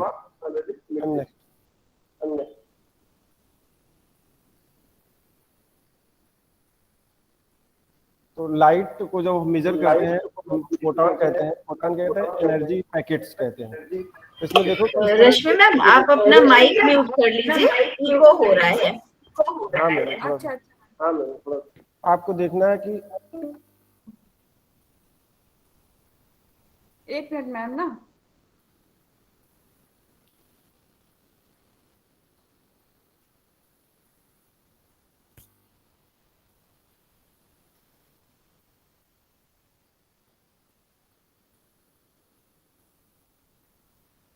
हाँ हो गया मैम। जी हाँ मैम थैंक यू। तो आगे नहीं बढ़ रहा है। हाँ, तो लाइट को आप जो एक्सप्रेस करते हैं एनर्जी पैकेट्स या एनर्जी के बंडल के रूप में, जो आप 12th में रहे होंगे तो जरूर पढ़े होंगे, ये फिजिक्स में आपके बहुत बढ़िया से दिया था। बस आपको यहाँ पे ये जानना है कि लाइट और कलर को आप मतलब जानते रहिए थोड़ा थोड़ा। तो ये क्या होता है, यहाँ देखिए वेवलेंथ को हम एक्सप्रेस करेंगे लैम्डा से, और ये जो होगा नीचे जो आपका बना है जहाँ पे टाइम लिखा है और ये दो लेंथ जो इसके बीच में है, इसको हम फ्रीक्वेंसी बोलते हैं। Ma'am next.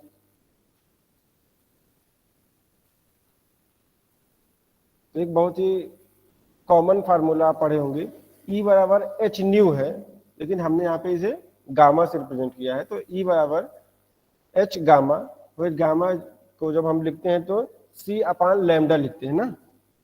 मैम थोड़ा और करेंगे तो आगे आएगा, अभी और भी है इसमें। E बराबर एच सी अपान लैम्डा, तो C क्या है, प्रकाश की वेलोसिटी है। आगे में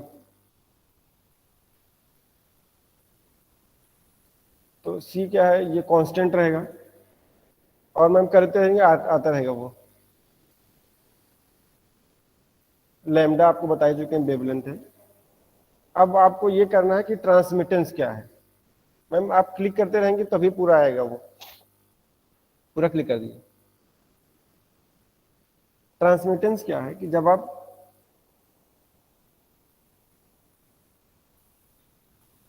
ट्रांसमिटेंस क्या है कि जब आप किसी सॉल्यूशन से लाइट को जब गुजारते हैं तो उसके जो लाइट पार चली जाए तो उसे हम बोलते हैं ट्रांसमिटेंस।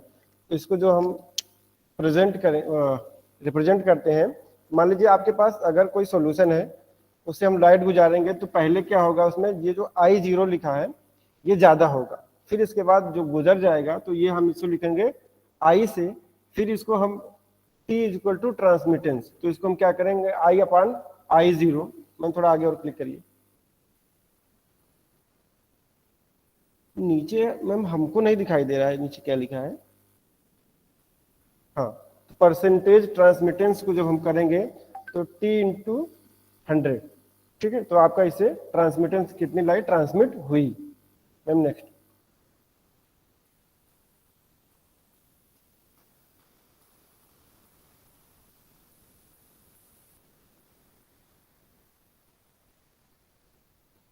नेक्स्ट करिए मैम।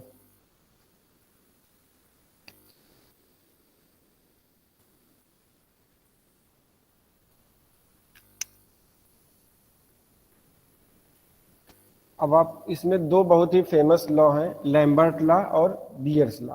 तो जिसको हम कंबाइंड फॉर्म में पढ़ते हैं लैम्बर्ट्स बियर लॉ। आपको इसमें ये जानना है कि मान लीजिए आपके पास किसी बीकर में एक सॉल्यूशन है, अब उस सॉल्यूशन पे जो लाइट एब्जॉर्ब हो रही है या जो लाइट पास होगी वो दो चीजों पे डिपेंड करेगी। पहला तो उसके कंसंट्रेशन पे, दूसरा उसके में क्या होगा कि कितनी थिकनेस है। मान लीजिए आपके पास एक सेंटीमीटर का बीकर है जिसकी पाथ लेंथ या बोलिए जिसकी लेंथ 1 सेंटीमीटर है, और एक में मान लीजिए 10 सेंटीमीटर है। तो जाहिर सी बात है कि अगर लाइट जितनी दूर ट्रेवल करेगी, अगर मान लीजिए आप लाइट जा रही है, अगर वो ज्यादा दूर तक ट्रेवल करेगी यानी कि एब्जॉर्प्शन ज्यादा हो सकता है ना, क्योंकि वो थिकनेस पे भी डिपेंड करेगा और कंसंट्रेशन कितने उसमें हम सॉल्यूट को डिसॉल्व किए हैं उस पर डिपेंड करेगा। तो लैम्बर्ट्स लॉ कहता है relate the absorption of light to depth और thickness of the coloured liquid. इसमें क्या होगा कि उसमें यानी कि ये पाथ लेंथ पे डिपेंड करेगा कि कितनी दूर लाइट उसमें चल रही है उस सॉल्यूशन में।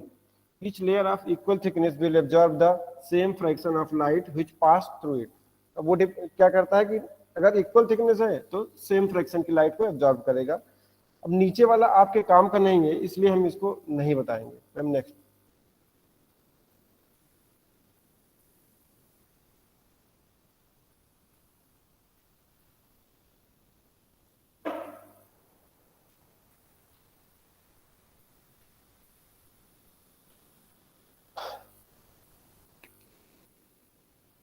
अगला आपका है Beer's law, relates the absorption of light to the concentration of the absorbing substance in the solution. अब वो डिपेंड करता है कि कितने मात्रा में उसको हमने डिसॉल्व किया। अगर ज्यादा मात्रा रहेगी तो क्या होता है कि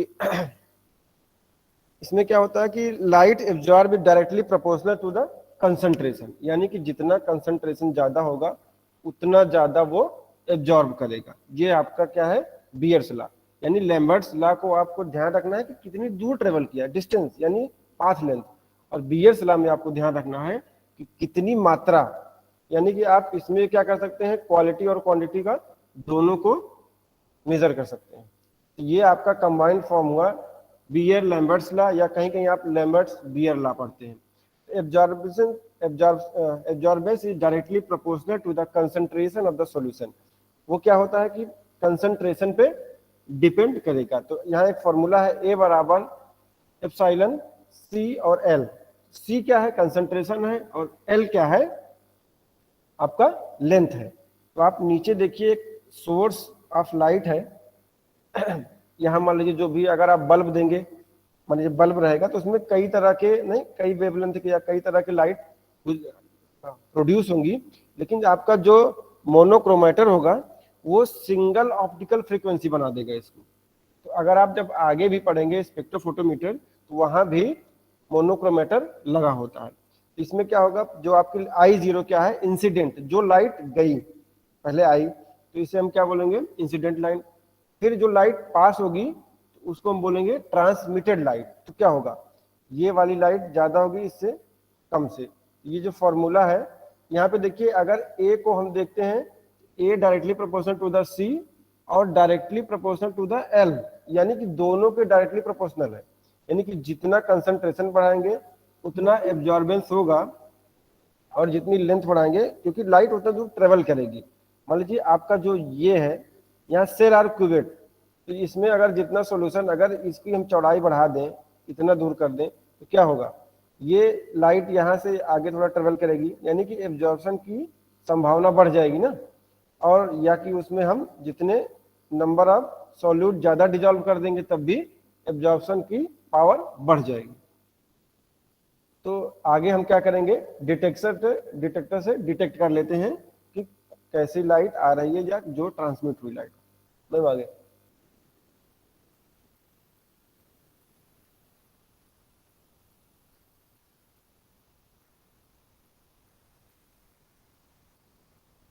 मैम नेक्स्ट करिए।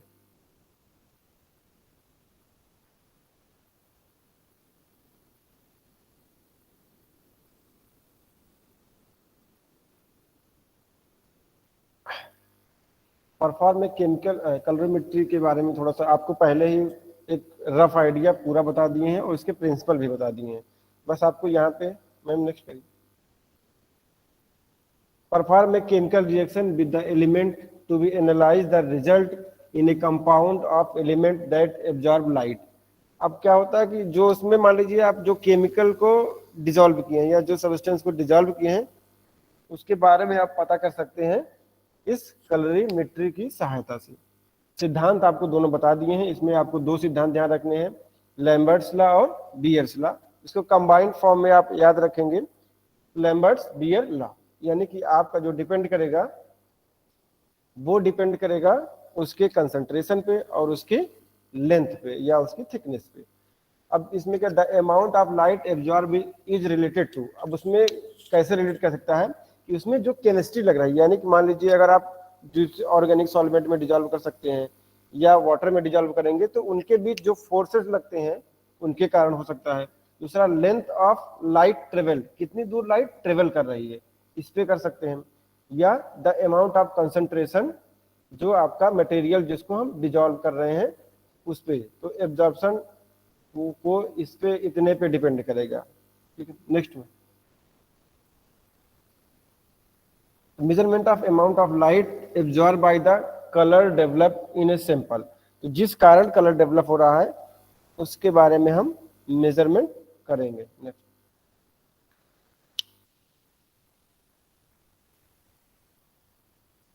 मैम बैक जाइए और आगे।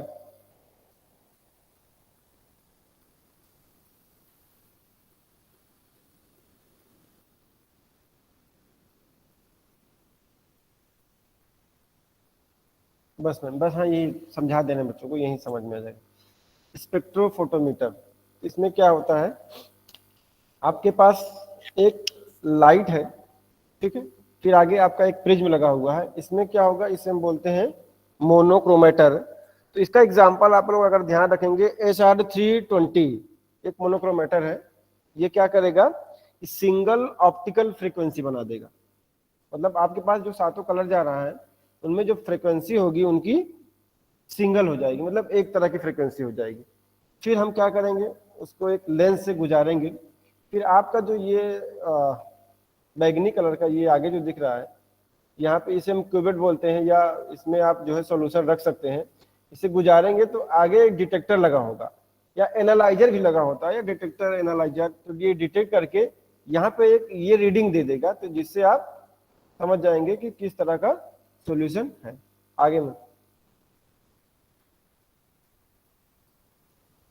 लाइट सोर्स, अगर आपका स्पेक्ट्रोफोटोमीटर में देखेंगे तो वहां पे लाइट सोर्स क्या होगा, हमारे पास एक बल्ब होता है छोटा सा, उस तरह का होगा।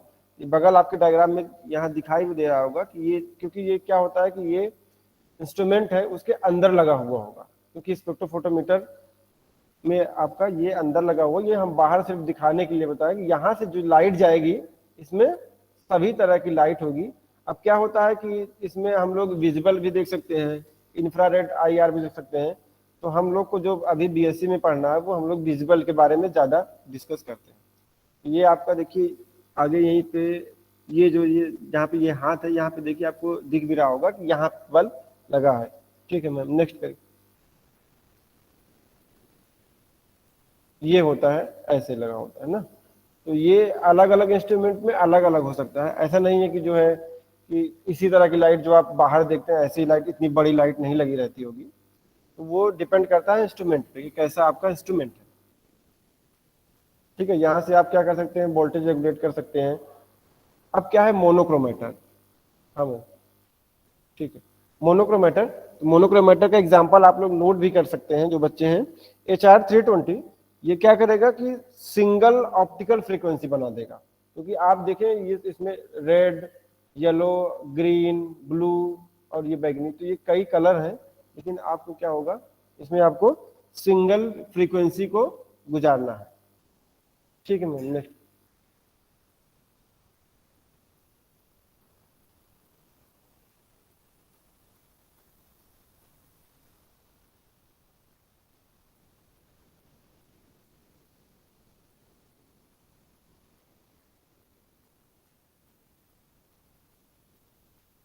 आगे में अब ये क्या होता है, क्यूबेट होता है। तो ये क्यूबेट क्या होगा कि इससे अगर सैंपल पास करेगा तो ये लाइट को बाहर, मतलब एब्जॉर्प्शन के बाद आगे जाने देगा।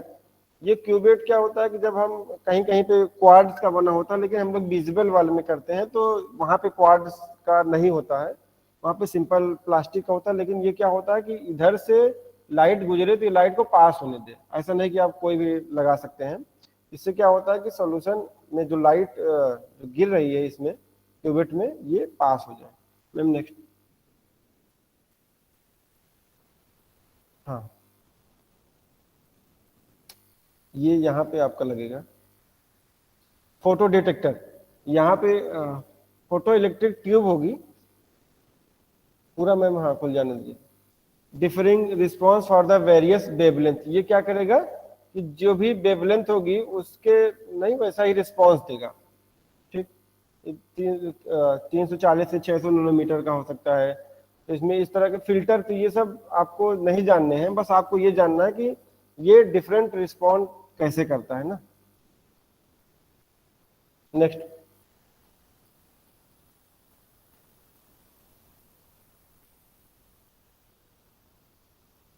यहाँ पे आपका क्या होगा, give the read out in the transmittance और एब्जॉर्बेंस। तो आप देखिए, आपने अंदर का तो जो भी सब कुछ पढ़ लिया, लेकिन आपको मेन कहाँ से काम होगा। अगर आप मान लीजिए काम कर रहे हैं किसी इंस्ट्रूमेंट पे, तो आपको जो रीडिंग मिलेगी उस पर डिपेंड करेगा ना, कि उस रीडिंग से आप, तो अंदर सब कुछ जो हो गया तो हो गया, लेकिन आपको बाहर ये देखना है कि आपका कितना एब्जॉर्बेंस हुआ और कितनी लाइट ट्रांसमिटेंस हुई, उसको आप रीडिंग की सहायता से कर सकते। जैसे अगर मान लीजिए अगर आप बाइक में चलते हैं तो देखते हैं ना, कांटा देखते होंगे, वो डिटेक्ट करता है कि कितनी स्पीड से क्या चल रहा है। बस वैसे ही रीडिंग हम लोग यहाँ पे अपना देख लेते हैं कि किस रीजन में आ रहा है, विजुअल रीजन में है। अगर मान लीजिए हम लोग को क्लोरोफिल वगैरह का करना हुआ तो हम लोग 400 से लगभग 700 नैनोमीटर के बीच में करेंगे, तो वहाँ क्लोरोफिल होता है तो विजुअल रेंज में होगा। तो क्योंकि ये फोटोसिंथेसिस, आप लोग बॉटनी के, तो यहाँ पे आपको ये जानना है कि हम लोग फोटोसिंथेसिस में मान लीजिए क्लोरोफिल है, तो क्लोरोफिल क्या होगा, हम लोग 400 से 700 के बीच नैनोमीटर के बीच देखेंगे तो वो विजिबल रेंज में आता है। तो हम लोग के यहाँ कराया भी गया, हो सकता है आप लोग के यहाँ भी कराया गया हो, तो इसलिए आपको थोड़ा बहुत आइडिया होगा भी। ठीक है मैम, नेक्स्ट करिए। तो ये कुछ थ्योरेटिकल है, क्योंकि आपको उधर तो हमने पूरा बता ही दिया है, बस आपको मैं पढ़ दे रहा हूँ, आप थोड़ा समझ लीजिएगा, आपको मटेरियल मिल जाएगा। ठीक है, तो कलर के बारे में बता ही चुके हैं, क्यों कलर्ड होता है, एब्जॉर्ब हो जाएगा, जो रिफ्लेक्ट करेगा उस कारण कलर हो, मतलब आपको कलर दिखेगा। Every chemical compound absorb, transmit और रिफ्लेक्ट लाइट। हम बताए थे कि जो लाइट मान लीजिए जा रही है, वो कितनी लाइट एब्जॉर्ब हो रही है, कितनी रिफ्लेक्ट हो रही है और कितनी ट्रांसमिट हो रही है, वो तीनों चीज। When light passes through the any solution, a section of it is absorbed। तो क्या होगा, जहां पे वो कांटेक्ट में आएगा सॉल्यूशन में, वहां पे एब्जॉर्ब कैसे हो रहा है। Spectrophotometry allow the both qualitative and quantitative analysis. As the concentration of substance increase, light absorption increase and light transmission decreases. अब क्या होगा कि जो कंसंट्रेशन पे डिपेंड करेगा, बोला कि ज्यादा कंसंट्रेशन होगा तो ज्यादा एब्जॉर्ब करेगा, कम होगा तो कम। Spectrophotometry is used in chemistry, biochemistry. Biochemistry में हम लोग क्या करते हैं, एंजाइम कैटालाइज्ड रिएक्शन में, physics, biology and clinical studies, examination, haematology जो हम लोग ब्लड वगैरह करते हैं, और tissue. It allow scientist to analyse different sample without having any skin contact. तो हमारे पास और भी अभी आ गए हैं, मतलब क्यूबिट अगर देखा जाए तो एक और आ गया है, जिसकी सहायता से ये है फोटोपेटी। इसकी सहायता ये क्या होगा कि ये वैसे ही मेजर करेगा, ये कांटेक्ट में नहीं आना है, मतलब वैसे हम लोग लगा के डायरेक्ट मेजर कर सकते हैं। Measurement are done directly in the simple container without having to transfer it, बिना ट्रांसफर किए। Next, spectrometry is measured by spectrophotometer.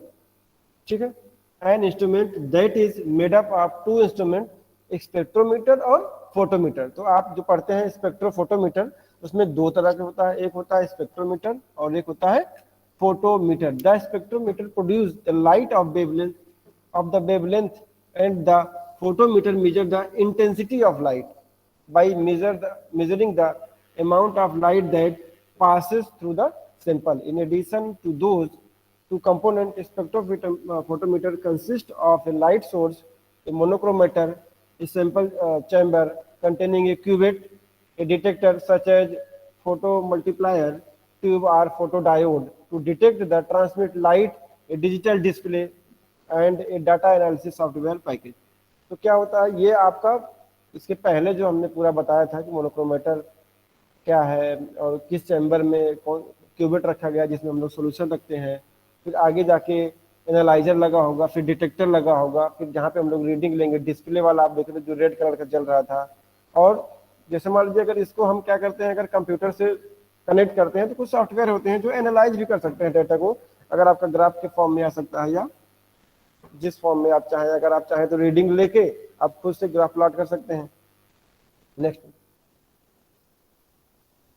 यहाँ पे आपको देखना है, इसके पहले ही बता देंगे फिर से बता दे रहे हैं कि आपका क्या है, ये लाइट सोर्स है जिसमें कई तरह की लाइट होंगी, फिर आपका ये लेंस होगा, फिर इससे आगे हम गुजारेंगे तो आपका ये प्रिज्म होगा। प्रिज्म में क्या होगा, मोनोक्रोमेटर प्रिज्म। ठीक है, इससे क्या होगा, ये जो लाइट जाएगी वो सिंगल ऑप्टिकल फ्रीक्वेंसी की होगी। ठीक है, फिर क्या करेंगे, इसको ये जो क्यूबेट था इसमें हम लोग अपना सॉल्यूशन जो जिसको डिटेक्ट करना है उस सॉल्यूशन को भर देंगे। फिर क्या होगा, ये सॉल्यूशन पास हो जाएगा, ये जाएगा कहाँ, फोटो सेल या फोटो डिटेक्टर पे। ठीक है, फिर ये डिटेक्ट करेगा किस तरह का सॉल्यूशन है इसमें, या वो कितनी लाइट एब्जॉर्ब कर रहा है, किस तरह का है। फिर ये डिस्प्ले पे आपको जो क्या है, डिजिटल डिस्प्ले होता है जिसपे आप रीडिंग नोट कर लेते हैं कि किस रेंज में आ रहा है या किस तरह का सॉल्यूशन है।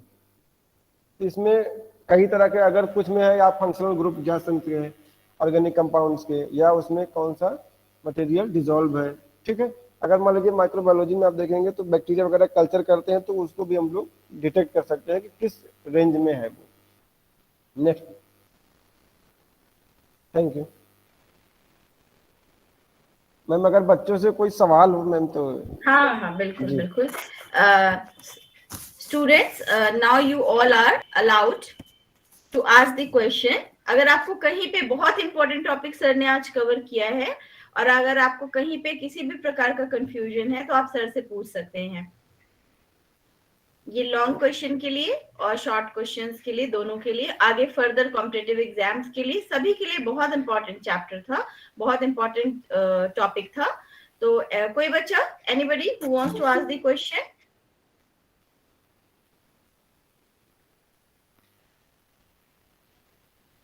क्या ये आप लोग को बहुत, सर ने बहुत अच्छा स्लाइड प्रिपेयर किया था, शायद कोई कंफ्यूजन नहीं है बच्चों को? या अगर मैम बच्चों को कुछ कंफ्यूजन होगा मैम तो एक बार अगर कोई क्वेश्चन होगा मैम तो बच्चों से बोल दीजिए, भेज देंगे तो हम।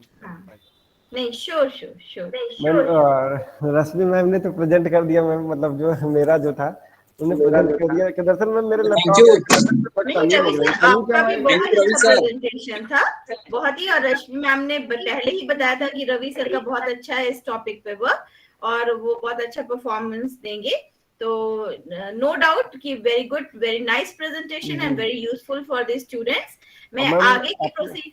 जी रवि सर बोलिए। अपने कॉलेज में हम लोगों ने बच्चों को जो कराया भी था बहुत बढ़िया कराया था, आप लोग भी कराए ही होंगे हमें लगता है। नहीं, मुझे एक्चुअल आप मेरे जूनियर हैं, मैं भी यूनिवर्सिटी ऑफ इलाहाबाद की स्टूडेंट हूँ। अच्छा जी मैम। हाँ जी। तो आप मुझे नहीं जानते बट मैं आपको जानती हूँ, तो मुझे पता है, मुझे पूरा कॉन्फिडेंस है कि आप सब लोग, रश्मि मैम, सब लोग बहुत अच्छा परफॉर्मेंस देते हैं, बच्चे की एनपीजी के बताते भी हैं।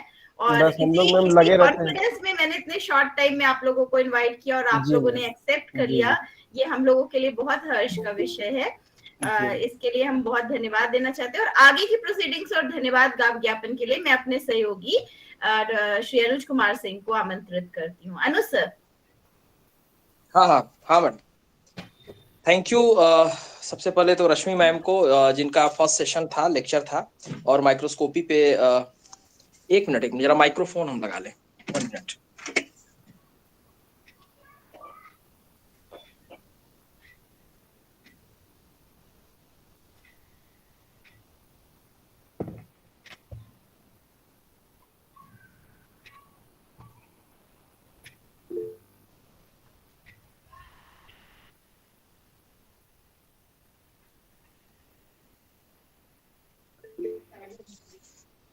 कोई नहीं, माइक्रोफोन इस समय नहीं। मेरी आवाज आ रही है आप लोगों को? हाँ बिल्कुल क्लियर आ रही है ना सर, एकदम आ रही है, साफ आ रही है। ओके। तो फर्स्ट ऑफ ऑल सबसे पहले रश्मि मैम को थैंक यू।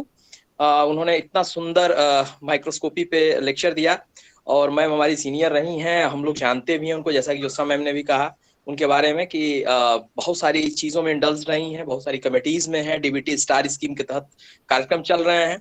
तो हम लोग जानते ही थे, इसीलिए हम लोगों ने रखा भी था, हम जोसा मैम ने कि सोचा कि भाई रश्मि मैम का एक निश्चित रूप से लेक्चर रखा जाए, क्योंकि हमारे यहाँ से मैम बच्चे यहाँ से जाते हैं पीजी करने आपके यहाँ, तो ज्ञानपुर में वो आपके स्टूडेंट होते हैं, हम लोग के पढ़ाए हुए बच्चे तो बताते भी हैं आप लोग के बारे में। तो हम लोग को ये था कि ऑलरेडी बच्चे जान जाएं आप लोग के बारे में, नियरेस्ट सबसे बड़ा गवर्नमेंट कॉलेजेस है। तो first of all thank you ma'am, क्योंकि सिलेबस के अकॉर्डिंग था और आने वाले एग्जाम में निश्चित रूप से बहुत बेनिफिशियरी होने वाला है उनके लिए। और उसके बाद रवि सर को सुनने का अवसर मिला। हमने आपको तो कई बार सुना है, कई कॉन्फ्रेंसेस में सुने हैं, पेपर प्रेजेंटेशन आपके, बट रवि सर को सुनने का मौका मिला एक यंग अचीवर के रूप में, एक यंग टैलेंट और यंग असिस्टेंट प्रोफेसर के रूप में। उनका बहुत बढ़िया लेक्चर था कैलोरीमेट्री पे, और जिस तरीके से उन्होंने इसको प्रेजेंट किया, हम निश्चित रूप से उनके गवर्नमेंट कॉलेजेस में आगे के लिए भी हम सोच रहे हैं कि बहुत बढ़िया करेंगे ये। एक तो बढ़िया प्लेटफॉर्म मिला है, आपका सानिध्य मिला है और आपके हेडशिप में वो अच्छा करेंगे और हम लोग को उम्मीदें भी हैं। तो थैंक यू रवि सर। और थैंक यू हमारी सुधी छात्राएं जिन्होंने बहुत गंभीरता से और धैर्य पूर्वक हमारे दोनों गेस्ट को, हमारे वक्ताओं को सुना, उनके लेक्चर को सुना और नोट भी किया होगा। मुझे उम्मीद है कि वो लोग नोट भी की होंगी, क्योंकि एग्जामिनेशन में, जैसा कि जो समय में मैसेज बार बार कर रही थी कि आपके लिए एग्जामिनेशन के लिए बहुत इंपॉर्टेंट है सारी चीजें। और तो मैं उम्मीद करूंगा कि आप लोग जो है इससे बहुत अधिकाधिक लाभ उठाएंगे अपने आने वाले एनुअल एग्जाम्स में। और दोनों हमारे गेस्ट को पुनः एक बार thank you from the bottom of my heart. Ravi sir और रश्मि मैम से एक और रिक्वेस्ट है, अगर ये स्लाइड प्रेजेंटेशन हम लोगों को मिल जाएगा तो हम बच्चों को आगे भी उसको शेयर कर देंगे। ये बच्चों के लिए ही है मैम, हम आपको भेज देंगे, आप बच्चों को भेज दीजिएगा। Thank you ma'am, thank you ma'am, thank you. Ravi sir से भी रिक्वेस्ट है। हाँ Ravi sir ji okay thank you thank you sir. Thank you Ravi sir और रश्मि मैम। बॉटनी डिपार्टमेंट और इस महाविद्यालय की ओर से पुनः आपको धन्यवाद एवं आभार। और आज की मीटिंग यहीं पे समाप्त होती है। कल हम वर्कशॉप के नेक्स्ट लेक्चर के लिए फिर से जुड़ेंगे, जिसकी लिंक आपको प्रोवाइड की जाएगी। सभी बच्चे, now the meeting has been ended right now. Okay, thank you.